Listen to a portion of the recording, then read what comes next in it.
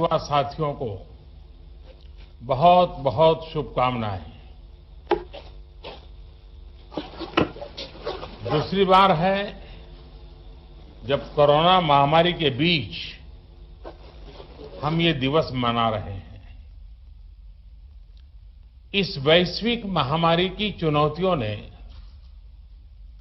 World youth skill day की अहमियत को कई गुना बढ़ा दिया है। एक और बात जो महत्वपूर्ण है वो ये कि हम इस समय अपनी आजादी के 75 वर्ष का पर्व मना रहे हैं। 21वीं सदी में पैदा हुए आज के युवा भारत की विकास यात्रा को आजादी के 100 वर्ष तक आगे बढ़ाने वाले हैं। इसलिए नई पीढ़ी के युवाओं का स्किल डेवलपमेंट एक राष्ट्रीय जरूरत है। आत्मनिर्भर भारत का बहुत बड़ा आधार है। बीते 6 वर्षों में जो आधार बना, जो नए संस्थान बने, उसकी पूरी ताकत जोड़कर हमें नए सिरे से स्किल इंडिया मिशन को गति देनी ही है। साथियों, जब कोई समाज स्किल को महत्व देता है तो समाज की अपस्किलिंग भी होती है, उन्नति भी होती है। दुनिया इस बात को बखूबी जानती भी है, लेकिन भारत की सोच इससे भी 2 कदम आगे की रही है। हमारे पूर्वजों ने स्किल्स को महत्व देने के साथ ही उन्होंने इसे सेलिब्रेट किया, स्किल्स को समाज के उल्लास का हिस्सा बना दिया। आप देखिए, हम विजयादशमी को शस्त्र पूजन करते हैं, अक्षय तृतीया को किसान फसल की कृषि यंत्रों की पूजा करते हैं, भगवान विश्वकर्मा की पूजा तो हमारे देश में हर स्किल, हर शिल्प से जुड़े लोगों के लिए बहुत बड़ा पर्व रहा है। हमारे यहां शास्त्रों में निर्देश दिया गया है, विवाह दिशु यज्ञशु गृह आराम विधायके सर्व कर्मसु संपूज्यो विश्वकर्मा इति श्रुतम। अर्थात विवाह हो, गृह प्रवेश हो या कोई और यज्ञ कार्य, सामाजिक कार्य हो, इसमें भगवान विश्वकर्मा की पूजा, उनका सम्मान जरूर किया जाना चाहिए। विश्वकर्मा की पूजा यानी समाज जीवन में अलग अलग रचनात्मक कार्य करने वाले हमारे विश्वकर्माओं का सम्मान, स्किल का सम्मान। लकड़ी के कारीगर, मेटल्स का काम करने वाले, सफाई कर्मी, बगीचे की सुंदरता बढ़ाने वाले माली, मिट्टी के बर्तन बनाने वाले कुम्हार, हाथ से कपड़ा बुनने वाले बुनकर साथी, ऐसे कितने ही लोग हैं जिन्हें हमारी परंपरा ने विशेष सम्मान दिया है। महाभारत के भी एक श्लोक में कहा गया है, विश्वकर्मा नमस्तेस्तु विश्वात्मा विश्व संभव।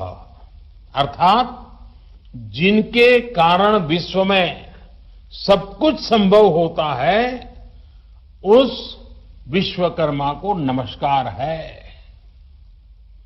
विश्वकर्मा को विश्वकर्मा कहा ही इसलिए जाता है क्योंकि उनके काम के बिना, स्किल्स के बिना समाज का अस्तित्व ही असंभव है। लेकिन दुर्भाग्य से गुलामी के लंबे कालखंड में स्किल डेवलपमेंट की व्यवस्था हमारे सोशल सिस्टम में, हमारे एजुकेशन सिस्टम में धीरे धीरे कमजोर पड़ती गई। साथियों, एजुकेशन अगर हमें ये जानकारी देती है कि हमें क्या करना है, तो स्किल हमें सिखाती है कि वो काम वास्तविक स्वरूप में कैसे होगा। देश का स्किल इंडिया मिशन इसी सच्चाई, इसी जरूरत के साथ कदम से कदम मिलाने का अभियान है। मुझे खुशी है कि प्रधानमंत्री कौशल विकास योजना के माध्यम से अब तक 1.25 करोड़ से अधिक युवाओं को ट्रेनिंग दी जा चुकी है। साथियों, मैं एक और वाक्य के बारे में आपको बताना चाहता हूं। एक बार स्किल डेवलपमेंट को लेकर काम कर रहे कुछ अफसर मुझे मिले। मैंने उनसे कहा कि आप इस दिशा में इतना काम कर रहे हैं, क्यों ना आप ऐसे स्किल्स की एक लिस्ट बनाइए जिनकी हम अपने जीवन में सेवाएं लेते हैं। आपको हैरानी होगी, जब उन्होंने सरसरी नजर से लिस्टिंग की तो ऐसी 900 से ज्यादा स्किल निकली जिनकी हमें अपनी आवश्यकताओं के लिए जरूरत होती है। आप अंदाजा लगा सकते हैं कि स्किल डेवलपमेंट का काम कितना बड़ा है। आज ये जरूरी है कि लर्निंग आपकी अर्निंग के साथ ही रुके नहीं।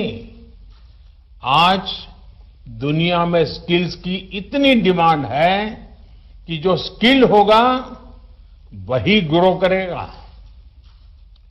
ये बात व्यक्तियों पर भी लागू होती है और देश पर भी लागू होती है।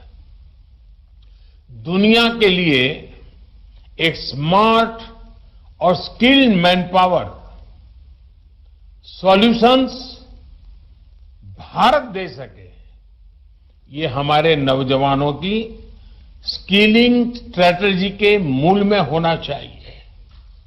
इसको देखते हुए ग्लोबल स्किल गैप की मैपिंग जो कि की जा रही है, वो प्रशंसनीय कदम है। इसलिए हमारे युवाओं के लिए स्किलिंग, रीस्किलिंग और अपस्किलिंग का मिशन अनवरत चलते रहना चाहिए। बड़े बड़े एक्सपर्ट्स आज अनुमान लगा रहे हैं कि जिस तरह तेजी से टेक्नोलॉजी बदल रही है, आने वाले 3-4 वर्षों में बहुत बड़ी संख्या में लोगों को रीस्किलिंग की जरूरत पड़ेगी। इसके लिए भी हमें देश को तैयार करना होगा। और कोरोना काल में ही हम सबने स्किल्स और स्किल्ड वर्कफोर्स की अहमियत को बहुत करीब से देखा है, महसूस किया है। देश कोरोना से इतनी प्रभावी लड़ाई लड़ सका तो इसमें भी हमारी स्किल्ड वर्कफोर्स का बहुत बड़ा योगदान है। साथियों, बाबा साहब आंबेडकर ने युवाओं की, कमजोर वर्ग की स्किलिंग पर बहुत जोर दिया था। आज स्किल इंडिया के जरिए देश बाबा साहब के इस दूरदर्शी स्वप्न को पूरा करने के लिए भरसक प्रयास कर रहा है। उदाहरण के तौर पर आदिवासी समाज के लिए देश ने गोइंग ऑनलाइन एज लीडर्स यानी गोल प्रोग्राम शुरू किया है। ये प्रोग्राम पारंपरिक स्किल के क्षेत्रों जैसे ये आर्ट हो, कल्चर हो हैंडीक्राफ्ट हो, टेक्सटाइल हो, इनमें आदिवासी भाई बहनों की डिजिटल लिटरेसी और स्किल में मदद करेगा, उनमें एंटरप्रेन्योरशिप डेवलप करेगा। इसी तरह वनधन योजना की भी आज आदिवासी समाज को नए अवसरों से जोड़ने का एक प्रभावी माध्यम बन रही है। हमें आने वाले समय में इस तरह के अभियानों को और ज्यादा व्यापक बनाना है। स्किल के जरिए खुद को और देश को आत्मनिर्भर बनाना है। इन्हीं शुभकामनाओं के साथ आप सभी का बहुत बहुत धन्यवाद।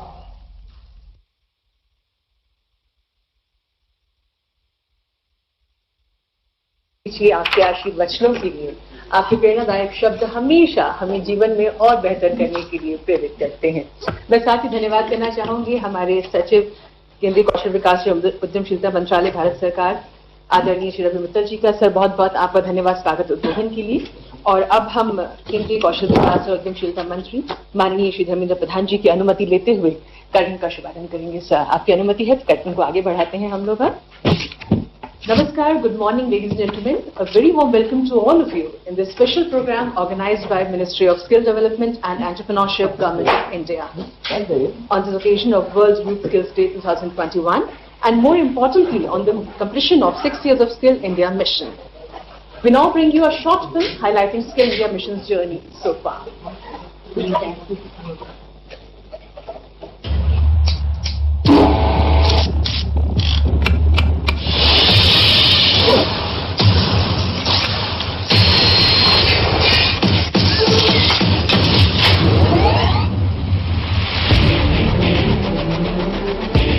आत्मनिर्भर भारत एक सपना नहीं, एक संकल्प है हर एक भारतवासी का।